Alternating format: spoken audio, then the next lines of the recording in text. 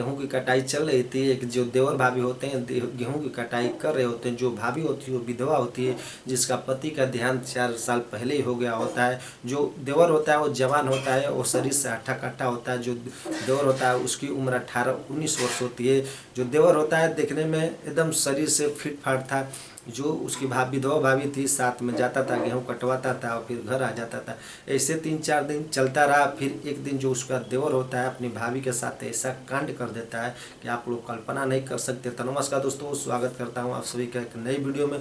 दोस्तों, ये सच्ची घटना मध्य प्रदेश का एक छोटे से जिले की है। वहीं का रहने वाला एक परिवार होता है। परिवार में टोटल 5 लोग होते हैं। जो मुखिया होता है जिसका नाम गणेश होता है, गणेश की जो बीबी होती है जिसका नाम सरता होता है, उसका एक छोटा गणेश का भाई होता है जिसका नाम अजीत होता है। उसके माता पिता होते हैं। बड़े ही खुश नसीब परिवार होते हैं, बड़े हंसी खुशी से रहते थे। और उस समय के बाद जो गणेश होता है उसका एक बेटा पैदा होता है। बेटा का नाम मुन्ना होता है। जो मुन्ना होता है तकरीबन 6 महीने का होता है। उस समय जो गणेश होता है कुछ बीमारी के कारण उसकी डेथ हो जाती है। जो सरता होती है वो बहुत रोती धोती है, वो मायूस रहती थी। जो गणेश था उसके मरे हुए 6-7 महीने हो जाते हैं। फिर अपने लड़के की परवरिश में लग जाती है और घर का पूरा ख्याल रखती थी। जो उसके सास ससुर थे उसका हाथ पटाते थे।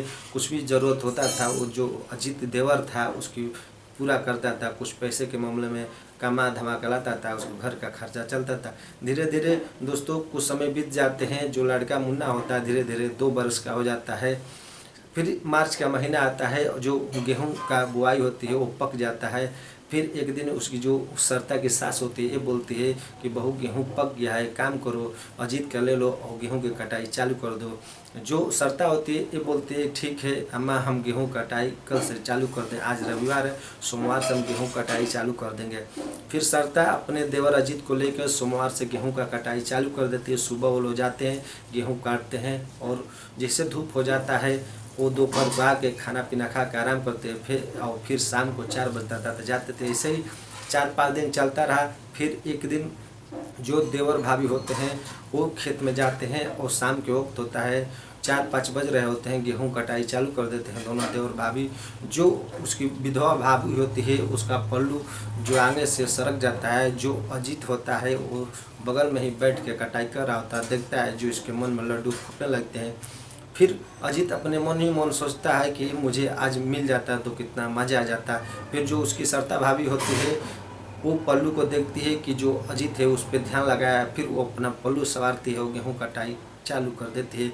धीरे धीरे दोस्तों 5-5:30 हो जाते हैं। धीरे धीरे अंधेरा हो जाता है। जो अजीत होता है उसी मौके का फ़ायदा उठाता है। वहीं गेहूँ कटा हुआ रहता है, पहल बिछा रहता है, उसी पर अपनी भाभी को पटक देता है। उसके एक एक कपड़े उतार देता है। सरता मना करती है, नहीं मानता है। उसके साथ संबंध बनाना स्टार्ट कर देते हैं। 1-1.5 घंटे तक संबंध बनाता है। जो सरता होती है वहीं पलस्त हो जाती है। फिर कुछ देर बाद सरता और वो जो अजीत होते हैं शांत हो जाते हैं। दोनों अपने अपने कपड़े पहनते हैं और धीरे धीरे घर आते हैं। फिर उसका जो सरता है उसका चेहरा उतरा हुआ रहता है। तो फिर वो जो उसकी सास होती है बोलती है क्या हुआ। जो सरता होती है घर की बात घर में दबाने की बोलती है और मान जाती है और ये बोलती है कि अम्मा जी मुझे तो कुछ तबीयत डाउट लग रहा है, ख़राब लग रहा है, इसलिए मेरी ऐसा चेहरा हो गया है। जो अजीत होता है पहले से जो सरता उसकी भाभी होती है उसको वार्निंग दे देता है कि घर पर तुम बताओगी तो तुम्हें मैं जान भी मार दूंगा और तुम्हारे बेटे को भी मार के यहीं पर फेंक दूंगा। ये डर की वजह से सरता कुछ नहीं बोलती है।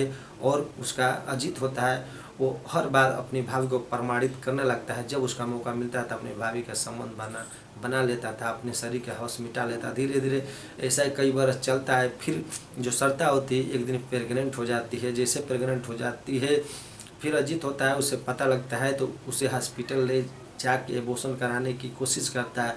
जो सरता होती है वो मना कर देती है, बोलती है कि नहीं, मैं इस बच्चे को जन्म दूंगी तभी तो तुम्हारा चेहरा के ऊपर से नकाब निकलेगा, तुम कैसे हो। फिर बहुत दबाव देने के बाद जो अजीत दबाव अपनी भाभी सरता पर देता है। फिर उसकी भाभी होती है नहीं मानती है। फिर एक दिन ये बात उसकी मम्मी और पापा को लग जाता है।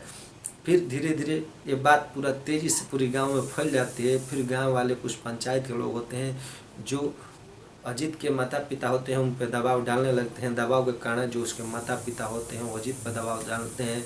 सबको राय लेके जो अजीत होता है, जो सरता होती है, दोनों का शादी कर देते हैं। अभी हंसी खुशी से वो लोग रह रहे होंगे, फिर से उन लोग का एक बेटा पैदा हुआ। तो मेरा दोस्तों, मेरा मकसद ये नहीं है कि आप लोग को मैं ठेस पहुँचाऊँ, मेरा मकसद है आप लोग को जागरूक कर सकूँ। कहानी आपको कैसी लगी? कहानी आपको अच्छी लगी तो ज़्यादा से ज़्यादा शेयर कीजिए। मिलते हैं नेक्स्ट वीडियो में, तब कर ले। जय हिंद, जय भारत, अपना ख्याल रखिए।